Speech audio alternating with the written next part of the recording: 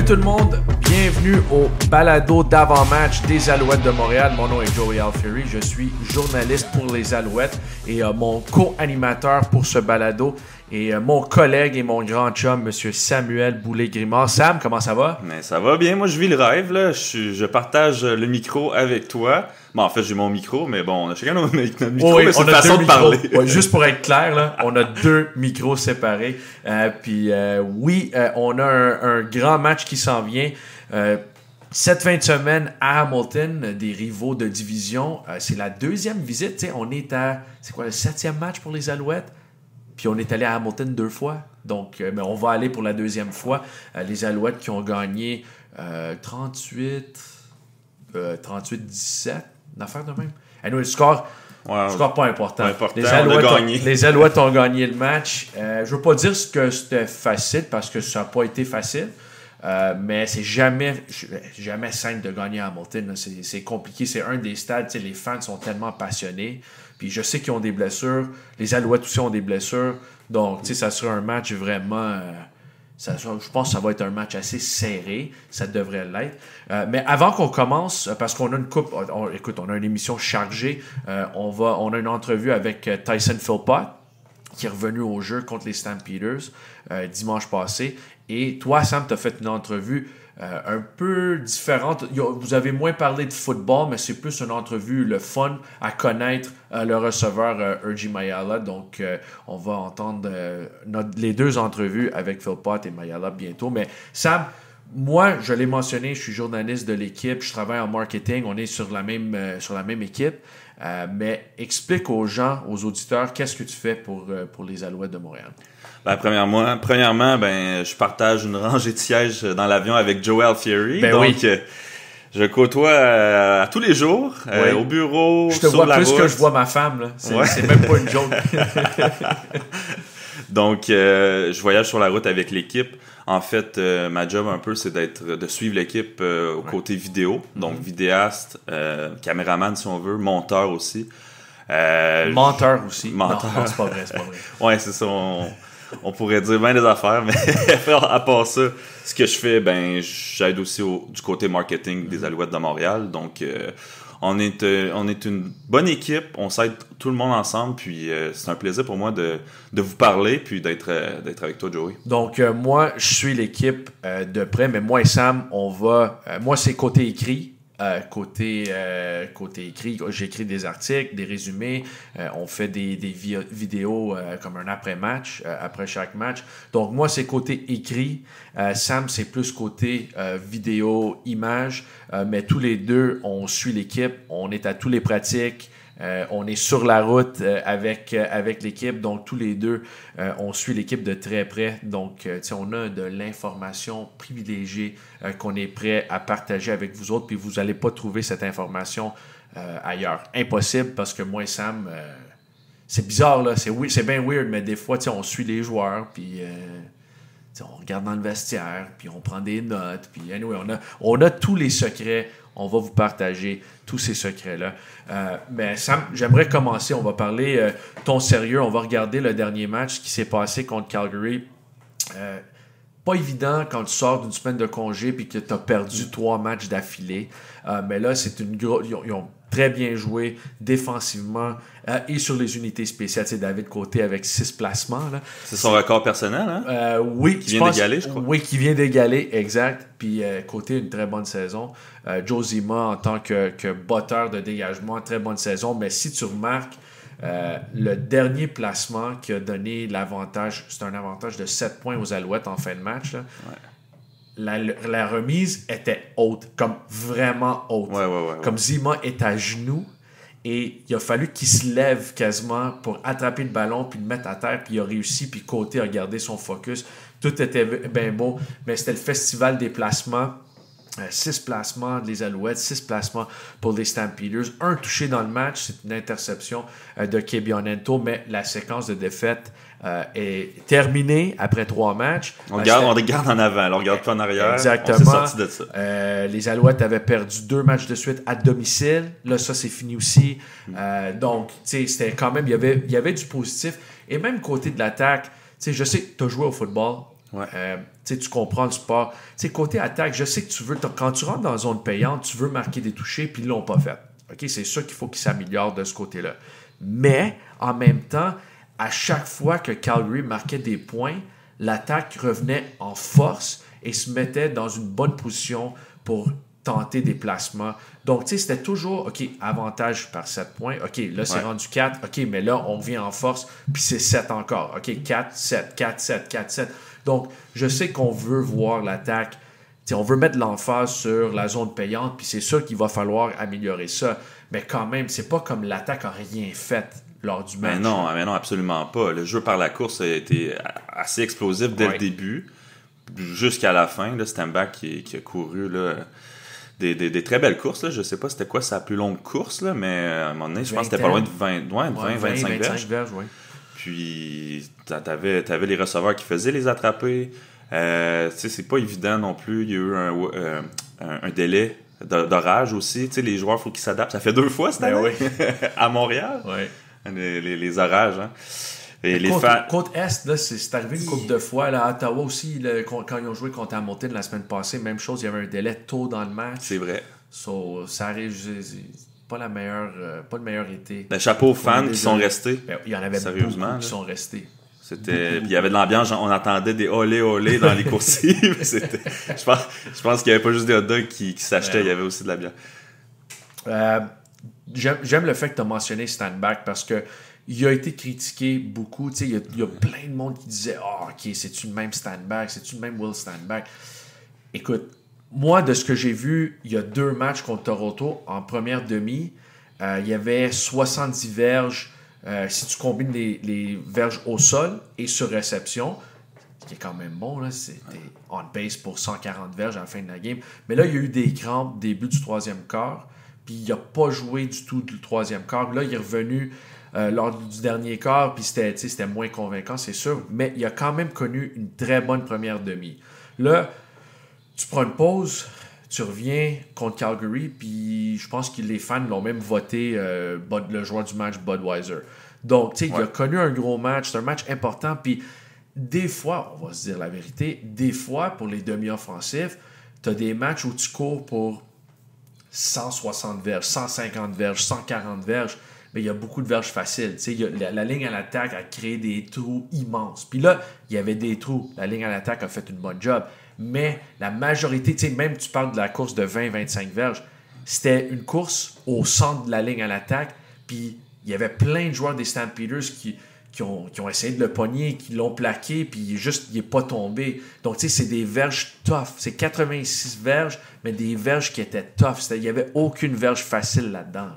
Non, puis tu sais, quand on parle de Stenback, on a l'image du porteur de ballon qui est massif, qui court, puis qui est pas arrêtable. Tu sais, c'est comme un tronc d'arbre. Là. Il est tellement solide que ça prend 3-4 gars pour le mettre à terre. Puis c'était le Will Stenback qu'on a vu là, lors du dernier match. Là, c'était de toute beauté. Puis je pense que la ligne à l'attaque, il faut le dire, là, la ligne offensive a fait tout un travail. Là, puis c'est sûrement l'un des meilleurs matchs de la ligne de l'attaque. C'est un autre bon point, Sam, parce que, encore une fois, pendant la semaine de congé, c'était les médias, qu'est-ce qu'ils disaient? Ils parlaient de ligne à l'attaque et ligne défensive. Il fallait mettre plus de pression au corps. Ils ont fait ça. On va parler de la défensive dans une couple de minutes, mais j'aime le fait que tu as souligné le travail de la ligne à l'attaque parce qu'ils ont très bien joué et il y avait un changement. Ils ont perdu Landon Rice lors de la semaine précédente et il n'a pas joué. Le bloqueur à droite, qui était joueur étoile l'année dernière, il a été voté le meilleur joueur de ligne à l'attaque de l'équipe les 2 dernières saisons, je ne me trompe pas. Donc, c'est un gros morceau qu'ils ont perdu. C'est un pilier, là. C'est un pilier. Puis si tu n'es pas un immense fan des Alouettes, si tu ne connais pas tous les joueurs, peut-être tu n'as même pas remarqué le fait que 61, il s'appelle Jamar McGloster, c'est tout un bon... Physiquement, on l'a remarqué. Ouais, 6 pieds 7, 320, 330 livres. Là. Il a joué, il a remplacé Landon Rice, puis il a fait un travail colossal. Puis nous autres en marketing, lui, il a habité, c'est un Américain qui a décidé d'habiter à Montréal pendant toute la saison morte. Donc, on l'a connu. Il y avait des projets marketing qu'on a fait ensemble. Mais super bon gars, très gentil. Puis de ce qu'on a pu voir, c'est son premier match en tant qu'Alouette, mais il y avait eu 5 départs en 2021 avec le Rouge et Noir. Ouais. Mais c'est un très bon joueur de football. Il est très, très bon. Et l'ensemble de la ligne à l'attaque a très, très bien joué. Ils ont protégé Fajardo, puis ils ont créé des trous pour stand-back aussi. Ouais, puis McGloster, il était sur l'équipe d'entraînement depuis un an et demi quasiment. Pas loin d'un an, là, je te dirais. Il faut être patient, puis c'est pas toujours facile, puis t'attends ton tour, t'attends des blessures, ça vient pas, ça vient. Puis je sais pas s'il a eu connu un bon camp d'entraînement. Très bon camp. Si tu te souviens, ouais. Oui, il a été très très bon. Non, mais chapeau à McGloster qui a persévéré. Puis c'est ça, hein, la CFL, c'est la LCF, comme je pourrais dire, mais c'est plein de joueurs qui attendent, on les connaît pas trop, puis boum, ils prennent l'opportunité. Puis c'est ça qu'on va avoir besoin de faire aussi du côté des receveurs. Là, ça va prendre il y a les nouveaux là, qu'on apprend à connaître, les Snead, mais même Mac, là, on le connaissait pas. Mais non, beaucoup, on connaissait là, pas. Ici, là. Mais il est signé au mois de mai. Là. C'est ça. C'est pas comme on avait la saison morte au complet pour analyser ce gars-là. Il a signé très tard, ou une semaine ou deux avant le camp d'entraînement. Mais il y a des belles surprises cette année. Là. Ça n'a pas de sens. Ben, pendant toute la saison morte, ça parlait de Trevor Harris parti, mais Cody Fajardo, on le connaissait, là, évidemment, ça fait longtemps qu'il est dans la ligue. Mais Gino Lewis, Jake Wieneke sont partis aussi. Il y a plein de Darius Pickett. Et, là, les dépisteurs des Alouettes, ils ont fait du gros boulot à trouver des Austin Mack. Écoute, trouver un receveur recru, je dis recru, il a joué dans la NFL, là, mais un gars qui est nouveau, qui vient jouer dans la LCF, c'est du football, mais le jeu est complètement différent. Là. Il y a un gars de plus sur le terrain au Canada, le terrain plus large, plus long. 3 essais. 3 essais au lieu de 4. Zone de but plus profonde. Les receveurs peuvent commencer en courant vers la ligne de mêlée avant que le ballon est remis au corps arrière. Donc, il y a plein d'ajustements. C'est rare de trouver des receveurs qui sont capables d'être des receveurs numéro 1 dès le début. Puis je trouve que les dépisteurs, même chose pour McGloster. Il y a plein de joueurs qui ont amené, plein de nouveaux gars qui ont très bien performé à date. Puis il y a beaucoup de changements. Puis je sais que 3 victoires, 3 défaites, c'est pas idéal. Tu veux être 6 victoires, aucune défaite après 6 matchs, ça, c'est clair. Mais avec tous les changements qui ont eu lieu, quand même, tu vois que c'est pas juste une équipe qui a du talent, mais c'est une équipe qui a beaucoup de profondeur aussi. Ouais, c'est ça. C'était peut-être un point d'interrogation ça en début d'année. Oh, OK, mais quand il va y avoir des blessés, est-ce qu'on va être capable de remplir les trous avec la profondeur et tout ça? Je pense qu'on a une partie de la réponse. Ben oui, on a une partie de la réponse. Là, en parlant de profondeur, il y a un receveur qui n'a pas joué depuis le début de la saison. Il a fait ses débuts en 2023, dimanche passé. Je sais que tu es un grand fan de Tyson Philpott. Je le suis aussi. J'aime bien ce que j'ai vu. Écoute, ça a commencé... Pas de sa faute, il n'a pas vraiment eu d'opportunité pour être avec l'attaque en début de son année recrue l'année passée, mais au fur et à mesure, il en donnait plus, les coachs lui en donnaient plus. Et là, finalement, le dernier match de 2022, la finale de l'Est à Toronto, il finit avec 127 verges, avec un touché, puis c'est lui qui a attrapé le converti de 2 points. Lors de la deuxième demi pour faire match égalité, pour égaliser le score. Donc, c'est sûr, Julian Grant, incroyable. Mac, incroyable. Mais là, tout d'un coup, tu ajoutes Tyson Philpott. Puis je sais qu'il n'a pas eu d'attrapé, puis il n'a pas joué dans chaque séquence à l'attaque lors du premier match. Mais c'est un gars qui a carrément pas vraiment joué lors du camp d'entraînement. Il n'a pas pratiqué beaucoup. Il y avait une blessure au bas du corps, puis là, il a manqué les 5 premiers matchs. Donc, où il arrive lors du 5e match, il a manqué les 5 premiers. Puis, non, il est arrivé au 6e match. Il a manqué les 5 premiers matchs. Puis, c'est pas évident de retourner en pleine forme quand tes coéquipiers ont joué 5 matchs ensemble. Premier match pour lui et Fajardo ensemble. Donc, pas d'attrapé pour Tyson Philpott, mais ça reste que c'est un gars avec un gros potentiel. On le voit clairement. Il a 23 ans, puis il a déjà connu son année recrue en tant que receveur et en tant que retourneur aussi. Oui, c'est il a vrai. été très bon. Oui, puis je me souviens, c'était C'était-tu un match contre Hamilton, justement? L'année passée, où il y avait, je pense en même pas 15 minutes de jeu, il avait fait tout un attrapé. Après ça, sur les unités spéciales, durant un retour de beauté, je pense qu'il avait fait le plaqué, puis c'était tout un gros jeu. On n'avait pas laissé beaucoup d'espace au retourneur. Puis Worthy s'était blessé. Ah oui, c'est ça. C'est lui qui a retourné le ballon dans le territoire d'Hamilton en fin de match. C'est un gars qui peut tout faire. Oui. Puis il a un grand potentiel. Puis on s'entend que comme receveur, là, c'est un joueur qui est excitant à voir aller parce qu'il fait des attrapés comme en série l'année passée, là, durant les éliminatoires. L'attraper avec la cage. Ouais. Il l'attrapait avec la cage de son casque. C'était comme OK. Le gars, il est capable de, justement, il est clutch. Si on peut utiliser cet anglicisme. Mais oui. Il se lève durant les grands moments. Donc, on va avoir besoin de Tyson. Oui, parce que là, on va en parler après notre entrevue, mais il y a beaucoup de blessés. Puis, il y a un receveur clé qui s'est blessé aussi, qui ne jouera pas contre Hamilton. Donc, le retour dans la formation partante de Tyson Philpott est énorme. Alors, voici mon entretien. Ça dure environ 7 à 8 minutes, mais c'est mon entretien avec le receveur de deuxième année, Tyson Philpott. So Tyson, how did it feel to be back out there after missing the first 5? Oh, definitely just excitement. Had those pre-game jitters a little bit before the game. I kind of missed those. It's been a while, 8 weeks off, but just felt good, to mean something to the team and just contribute and then ultimately get the dub. So it felt good. Do you have a specific routine that you go through on game day? Walk me through it. I like to sleep in a little bit. We usually have the later games, so I definitely sleep in. Me and Keon get the same breakfast. It's called Le Offrier. We get the breakfast grilled cheese. We always Snapchat, make sure we're both getting it to make sure we have a good game.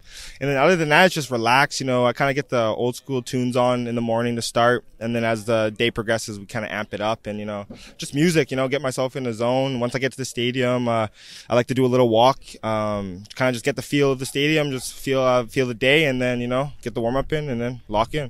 Walk me through how tough it is, even just getting into, back into football shape. You obviously stayed in shape, but when you're running routes and you're trying to contribute, like, are you catching your breath a little more than usual? Yeah, for sure.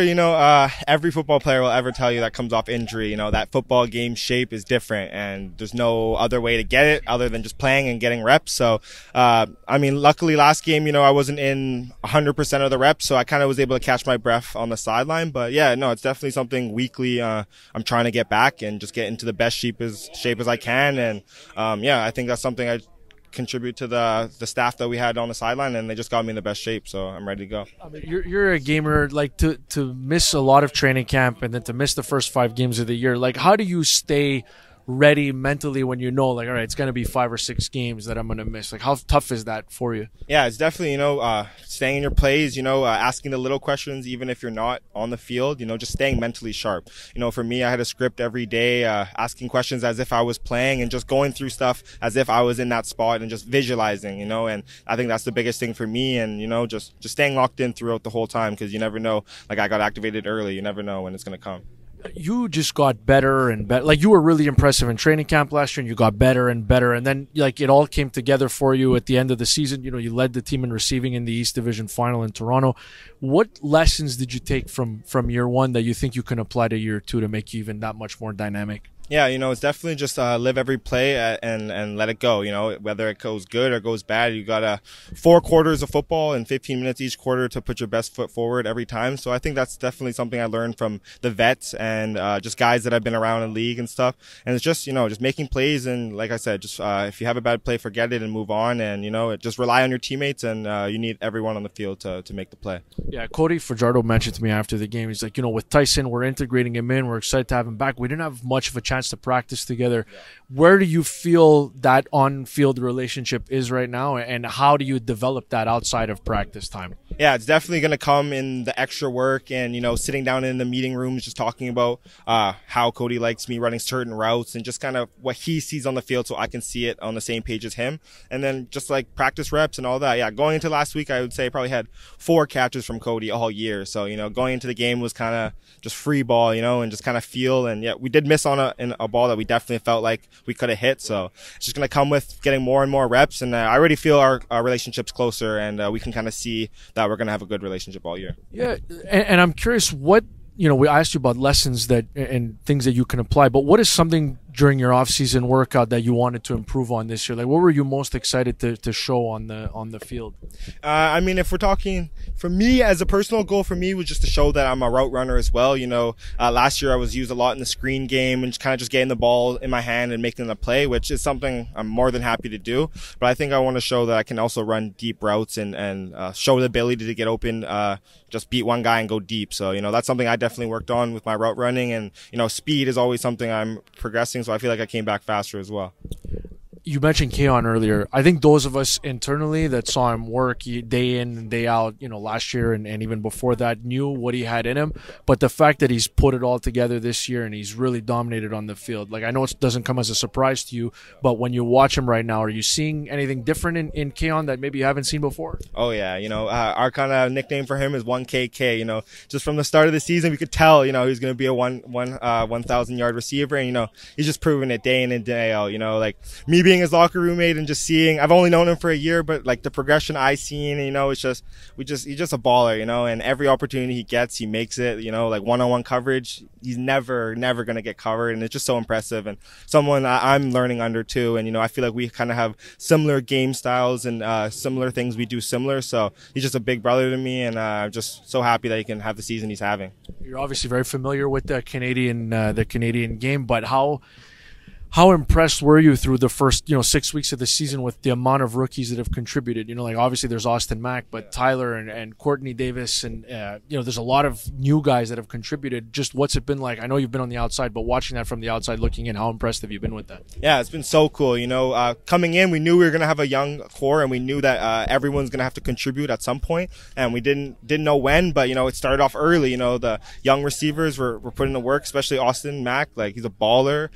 Tyler Snead, like you mentioned before, we all saw it in training camp, how electric this receiving core was going to be, but for it to click right away, and it's not something I would say people expected, but I think internally we kind of knew that we had some ballers this year. So it's just so cool to show that everyone's kind of playing fast now. We came in knowing it was going to be a tough offense to learn, but I feel like we just connected as such good as a group, and we all communicate, and the sky's the limit for this group for sure. I mean, so this is also Jason Moss first year. I'm just curious what your impressions are of Jason through the first third of the season. Oh, I love it.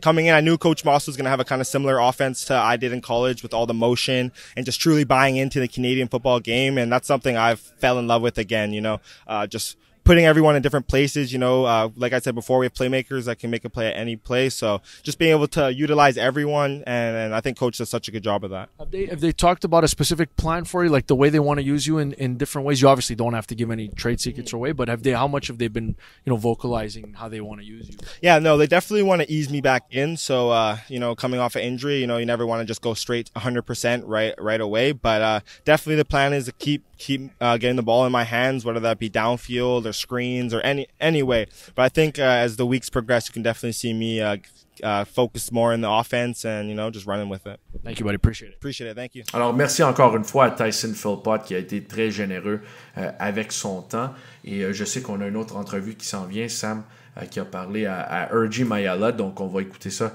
très bientôt. Mais je voulais juste retourner sur ce qu'on disait. On parlait d'une blessure. Là. Jason Moss a annoncé lors de la pratique, je pense qu'il a mentionné mercredi, que Keon Julian Grant il ne jouera pas le prochain match contre Hamilton. Donc, lourde perte. Mais là, tu as un autre Canadien qui embarque. C'est là on parle de profondeur, Sam. Ouais. Puis c'est là que c'est pas toutes les équipes qui peuvent survivre une blessure à leur receveur. OK, on va appeler ça le receveur numéro 2. Mais il est 3e pour les verges sur réception dans la ligue là, avant le match contre Calgary. Donc, il joue comme un receveur numéro 1, mais tu en as 2 en fait avec Austin Mack.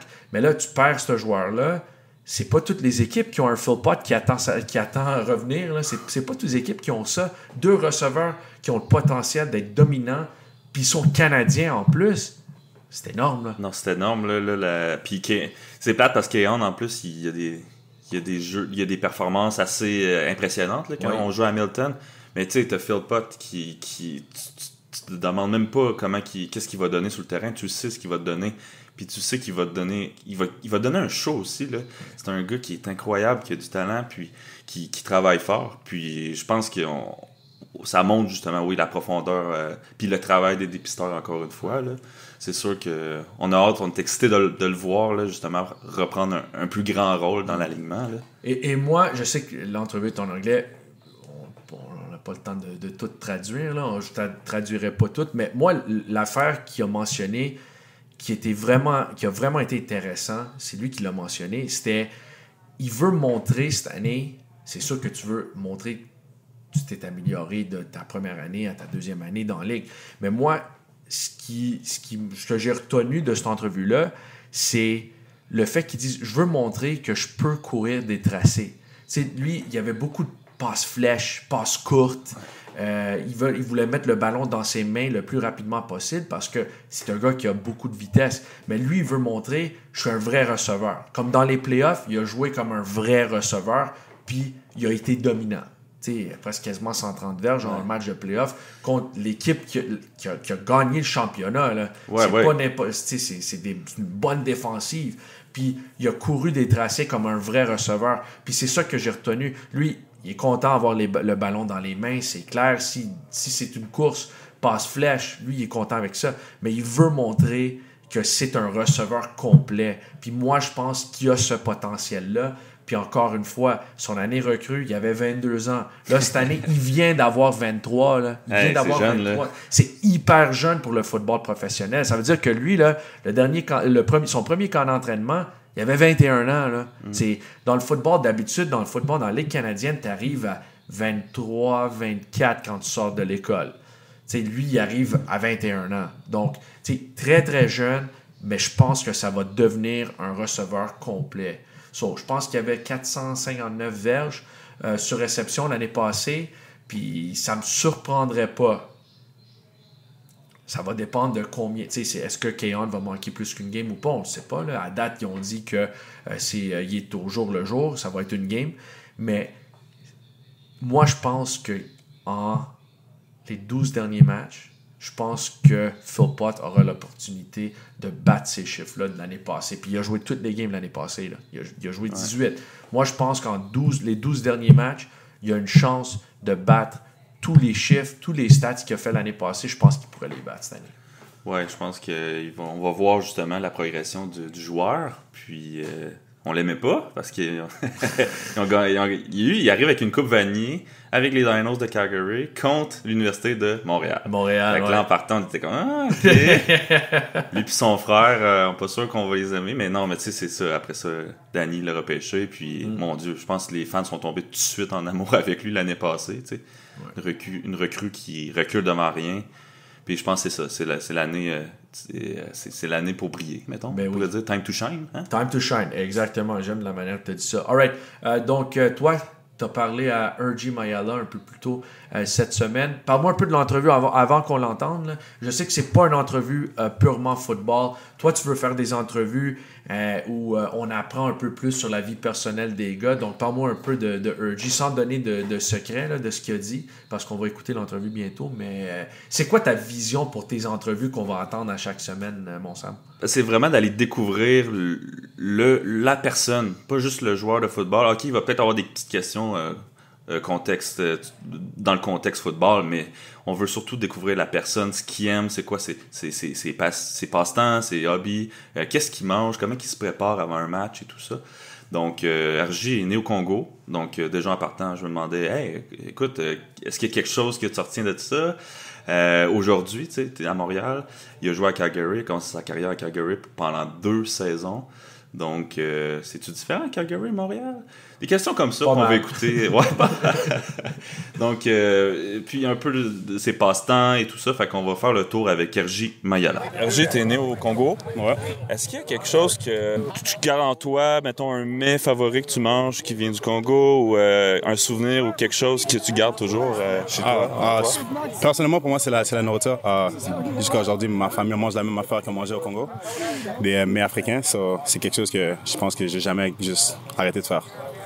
T'es allé à l'Université de Connecticut. Ouais. Qu'est-ce que tu retiens, mettons, ton meilleur moment de ton passage là-bas? Meilleur moment, je dirais que c'était ma première année, notre première semaine quand on est arrivé en tant que recrue, en tant que première année. Juste voir le campus, voir comment un D1 campus, un D1 establishment, comment grand c'était, puis comme de ressources qu'on avait. Je pense que c'est ça le meilleur moment, savoir que je suis arrivé à ce moment-là. C'est qui le meilleur joueur que tu as affronté niveau universitaire? Le meilleur joueur défensif, Hassan Reddick, que j'ai vu, que j'étais sur le terrain avec. Mais meilleur DB, je pense que je dirais Mike Hughes, UCF 2017. Voilà. Puis, tu sais, les questions de numéro, on se demande tout le temps pourquoi et tout ça. Le numéro 1, pourquoi?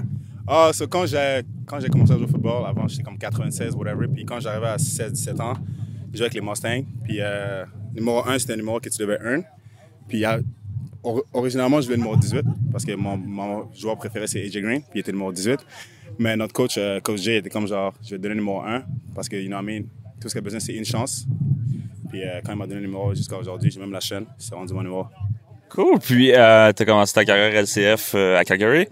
Y a-t-il quelque chose du mode de vie à Calgary versus Montréal qui est complètement différent? Calgary, c'est calme. Nature, calme. Je pense que Montréal a comme genre 4-5 millions de personnes. Calgary, je pense qu'il y a 1 million sur la province au complet, sur la ville au complet. Il y a beaucoup comme genre de calme. Même dans downtown, comparativement à Montréal, c'est deux mondes différents. Puis, dernière question, as-tu un rituel ou une superstition d'avant-match? Moi, il faut que je m'habille light. Je peux pas comme genre porter plein d'affaires. Pour moi, personnellement, je trouve que quand je porte plein d'affaires, je me sens lourd, puis je peux pas bouger la façon que je veux. So, quand tu me vois, j'ai toujours juste une paire de les lambas, puis c'est tout. Puis j'ai mes gants, puis un chandail, puis c'est tout. Très bon, Sam. Très bon, j'ai aimé ça avec Urji Mayala. Puis comme j'ai mentionné avant, on va faire, moi et Sam, on va faire un podcast par semaine, un petit podcast avant match, avant chaque match des Alouettes. Et Sam va faire une entrevue, je vais en faire une aussi. Moi, ça va être focusé sur le football. Sam, il va faire ça plus sur les vies personnelles. Mais je trouve que c'est très bien réussi, très bien fait.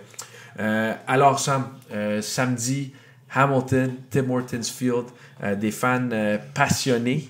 Oui. On va faire le voyage. Les joueurs quittent un jour avant, toujours. Et donc, vendredi après-midi, on quitte pour Hamilton. Le match, samedi soir, 19h, RDS, TSN 690, 98.5. Puis si t'es un franco aux États-Unis, CBS Sports Plus, si je me trompe pas. Donc, gros match, Alouette, 3 victoires, 3 défaites. Hamilton, 3 victoires, 4 défaites. Mais ils ont perdu les services encore une fois, deuxième fois cette saison, qui seront privés de Bo Levi Mitchell, qui a été blessé en fin de match contre le Rouge et Noir. Là, l'ancien des Alouettes, Matthew Schultz, qui on a vu en début d'année, la première fois que ces deux équipes se sont affrontées, il est blessé aussi. Donc, ça veut dire que qu'on va voir. La défensive des Alouettes va affronter Taylor Powell, une recrue qui porte le numéro 0.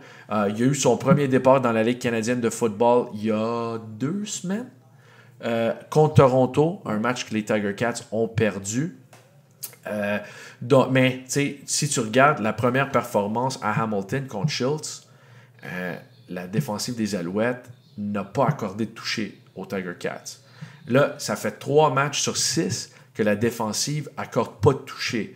Donc, je sais qu'ils sont motivés par ça. C'est quelque chose, évidemment, qu'ils adorent faire, de ne pas concéder de toucher. J'ai hâte de voir ce que ça va donner. Là, la tertiaire, il y a quelques blessés. Si on regarde le premier match de la saison contre Ottawa, les partants, c'était Nafis Lyon, maintenant blessé. Ouais. Wesley Sutton, qui est en santé. Ouais. T'as Ciante Evans, qui est blessé. Et Deontay Ruffin, l'autre demi de coin, blessé aussi. Donc, 3 des 4 ne seront pas de la formation. Donc, ça veut dire qu'il y a plusieurs jeunes qui vont jouer dans la tertiaire. Kebion Ento connu tout un match contre les Stampeders. Évidemment, il y avait l'interception pour le toucher. Le nom est sur toutes les lèvres en ce moment. C'est pas mal ça. Et Cordell Rogers, la recrue, qui a déjà 2 interceptions. Je pense qu'il a joué 5 matchs. Son premier départ était contre Winnipeg à Montréal, puis il y a eu une interception dans ce game-là. Puis là, c'est une grosse interception là, en fin de rencontre, c'était gros. Puis le dernier jeu du match, 3e et 3, avec il n'y avait plus de temps au cadran. Puis Jake Mayer, corps arrière des Stampeders, vise C'était-tu Luther C'était-tu 81? Ouais, il me semble que oui. C'était 81, le receveur canadien Hakunovanu. Et c'était Rogers en couverture qui s'est assuré que le joueur des Stampeders n'était pas libre dans la zone profonde. Donc, écoute, les deux jeunes demi-coins, ils ont connu des très, très bons matchs. Puis là, ça va être tough parce que, encore une fois, les Tiger Cats ont des bons receveurs aussi. Là. On parle de Tim White, qui a toujours connu des bons matchs contre les Alouettes. Puis on parle aussi de Duke Williams, qui est très différent. Tim White, petit, rapide. Duke Williams, gros, un peu plus lent, mais très fort. Mais ça va être un challenge pour la tertiaire des Alouettes. Il faut continuer, comme on a fait dimanche, Sam, il faut continuer à mettre de la pression sur le corps arrière adverse pour aider la tertiaire qui est hyper jeune. Et là, tu ajoutes une autre recrue, Reggie Stubblefield va être de la formation partante, ça a l'air. Donc, tu sais, c'est un autre gars, un autre jeune, un gars qui a joué quelques matchs, je pense un match dans la Ligue canadienne de football, mais aucun départ. Donc, la tertiaire est vraiment jeune. Donc, le front défensif, c'est encore plus important de mettre la pression sur le jeune corps arrière Powell de l'autre bord. Puis, tu sais, lors du dernier match, c'était pas le même corps arrière, OK, mais les Hamilton ont lancé 5 interceptions. Oui. Puis là, est-ce que Powell va être un peu stressé? Tu sais, il y a aussi le fait qu'il est jeune, puis là, tout repose sur ses épaules, là. Vraiment, là. Fait que ça va être vraiment comme tu dis, là, de mettre la pression nécessaire, de jouer de toutes sortes, dans toutes sortes de formations, puis d'user d'être le renard côté stratégique. Là. On va voir si la défensive des Alouettes va être en mesure de justement produire des sacs, peut-être intercepter, puis peut-être créer aussi des échappées. On va voir, mais je pense qu'on a droit à un gros duel dans un environnement hostile. Montréal a gagné les 4 des 5 derniers matchs contre Hamilton. Des fois, ça veut rien dire, mais il faut le souligner. Ça veut absolument rien dire, mais il faut le mentionner. C'est un bon point. Puis tu as des receveurs, c'est ça. Tu disais Tim White, Duke Williams, c'est 100 verges et plus. 200 verges ensemble. 245 verges lors du premier match contre les Alouettes. Montréal, donc, il va falloir les surveiller. Surtout qu'on sait que le jeu par la passe, c'est vraiment, vraiment le moteur de l'offensive d'Hamilton. Oui. Non, c'est un bon point. Ils ont un bon demi-offensif aussi avec James Butler, mais il n'a pas vraiment fait grand-chose lors de la première rencontre contre les Alouettes. Je sais qu'on manque un peu de temps, là, mais juste, je voulais te demander ton opinion sur un joueur. Je sais que c'est un match, Sam, mais le nom de Sean Lemon, tout le monde parlait de Sean Lemon. Juste curieux, on a connu le personnage un peu, là, on a pu jaser un peu. Moi, je le connaissais pas du tout avant. Je sais pas si tu le connaissais avant, mais je connaissais le joueur, mais pas la personne. Non. Là, on connaît la personne un peu plus. Puis je sais que mettre de la pression sur le carrière, c'est pas juste un gars, mais quand tu amènes un vétéran qui a 92 sacs du corps en carrière dans la Ligue canadienne de football, ça va aider ton front défensif. Moi, je l'ai bien aimé. Je pense qu'il y avait un ballon rabattu. Ouais. Et si tu regardes l'interception d'Ento, c'est à cause de ton angle de caméra que je l'ai remarqué. Si vous n'avez pas vu l'angle de Sam, parce que Sam est sur le terrain pendant les matchs, il est en train de filmer le jeu, mais c'est sur notre page YouTube, les Alouettes de Montréal, on a mis l'interception d'Ento, puis de ton angle, tu vois très bien que c'est Lemon qui s'en vient vers Mayer, puis là, il saute, puis il lève les mains, puis là, Mayer, il voit pas que Ento est si proche que ça à son receveur, donc je sais que le monde dit « Ok, c'est Ento qui a intercepté le ballon, c'est Ento qui marque le toucher, mais chapeau à Sean Lemon aussi pour avoir obstrué la vue du corps arrière, ça a vraiment affecté le jeu. Moi, j'ai bien aimé Sean Lemon. Il faisait du camouflage. Donc, il cachait Ento. Ben, écoute, Lemon, j'ai été impressionné, ça fait pas longtemps qu'il est arrivé, là, écoute. Puis il n'y a pas 2 semaines. Ben non, c'est ça, là, puis il est capable justement de performer, puis de déranger justement le corps adverse, là, la passe rabattue, juste sa présence, on dirait qu'il est comme un... Ben juste, quand on l'a rencontré aussi, là, quand il est arrivé, je pense que c'était sa première journée ici, là, tu vois qu'il y a comme une prestance, un aura, c'est quelqu'un qui... Il y a une confiance en soi. Une confiance en soi aussi, puis qui a vraiment un vécu, qui amène un bagage. Puis ça peut juste aider les Jamal Davis, puis... ils ont été à la même université, je pense, à Akron. Akron, Sewell aussi. Ouais. Il était coloc avec Sewell. Ouais. tu vois que justement, il y a une bonne chimie qui peut se créer déjà avec le nouveau venu. Donc, je trouve que ça augure bien. OK, je te demande pas ta prédiction, Sam, parce que si tu prends pas les Alouettes, je m'en vais, on dîne pas ensemble vendredi soir à Hamilton. Mais non, mais j'ai vraiment hâte de voir cette rencontre-là. Encore une fois, les Tiger Cats viennent de gagner un match contre le Rouge et Noir. Les Alouettes ont gagné dimanche aussi. Donc, j'ai vraiment... ça devrait être un bon match entre deux rivaux de la division Ouest qui, encore une fois, ces deux équipes vont s'affronter 3 fois cette année. C'est ça. Les Alouettes ont remporté le premier match. Si les Alouettes gagnent samedi, là, c'est eux autres qui gagnent la série tête à tête. Donc, si c'est égalité après 18 matchs, c'est avantage Alouette dans le classement. Donc, si égalité. Si égalité, exactement. S'il y a égalité dans le classement, c'est avantage Alouette. Des fois, on l'oublie parce que, tu sais, on ne porte pas attention, mais à la fin de saison, c'est tellement important. Ben oui. C'est énorme. Donc, on mange quoi vendredi soir à Hamilton, mon Sam? C'est toi l'expert, il me semble. Ouais, c'est vrai, toi, tu fais juste me suivre. Ouais, c'est moi, ça, en restaurant, c'est parfait. Ouais. Ben, OK, donc, moi, juste pour vous donner... juste mentionner, là, je veux avoir mes plugs. Moi, après le match contre Hamilton, je vais avoir un résumé écrit et on a l'après-match sur Facebook, YouTube et Twitter. X, Twitter, tu peux appeler ça comme tu veux. Mais c'est ça, après-match, aussitôt que le match est terminé, je vais faire des entrevues avec... si on gagne, si on perd, je fais des entrevues avec le coach et les joueurs clés de la rencontre. Donc, tu peux trouver ça sur tous les médias sociaux des Alouettes. Toi, Sam, je sais que tu as un gros résumé qui sort avant et un autre qui sort après le match. Veux-tu plugger tes choses pour que le monde le sache? On va mettre la table un peu, là, niveau vidéo, audio, avec une petite vidéo d'avant-match, là, un peu avec des images des coulisses du voyage et tout ça. Puis pour l'après-match, c'est sûr qu'au courant des jours qui suivront le match, là, il va y avoir une vidéo qui va résumer un petit peu l'ambiance, l'accueil que vont nous servir les fans d'Hamilton. J'ai hâte de voir ou d'entendre les mots qui vont sortir de leur bouche. Ouais, des mots je préfère pas répéter sur un balado. On aime quand le monde écoute en famille. Donc, on veut s'assurer de pas trop... il n'y a pas trop de niaiseries qui vont se dire sur ce balado-là. Mais Sam, bien réussi. Premier balado ensemble. On va faire ça une fois semaine pour le moment. Puis, on espère que vous avez aimé ça. Comme je vous dis, on est les deux seuls qui ne travaillent pas directement dans le football, qui sont à tous les pratiques, tous les matchs, à domicile, à l'étranger. Donc, on a une très bonne vue de ce qui se passe avec les Alouettes. Vous pouvez nous suivre sur X. Moi, je suis Joey Alfieri. Toi, t'es...